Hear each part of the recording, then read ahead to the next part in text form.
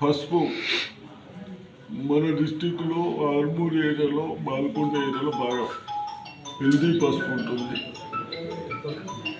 దాన్ని పండించినందుకు రైతులకు అభినందన చెప్తూ కొందరు మార్కెటింగ్ కమిటీలలో మరి వ్యాపారస్తులు చేపిస్తున్నారా అధికారులు చేపిస్తున్నారా నాకు తెలియదు, కానీ పసుపు 13-14 రూపాయలు ఉన్నది టన్ను, 13 కుంటాలు ఉంది, 13-14 కుంటాలు ఉంది రైలకు.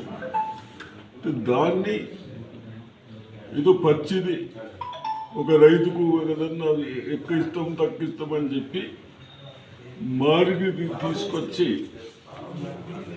దాన్ని 9-10 వేలకు యాక్షన్ చేపించి తద్మనంతా అదే విధంగా ఇవ్వడానికి ప్రయత్నం చేస్తూ ఉన్నారు.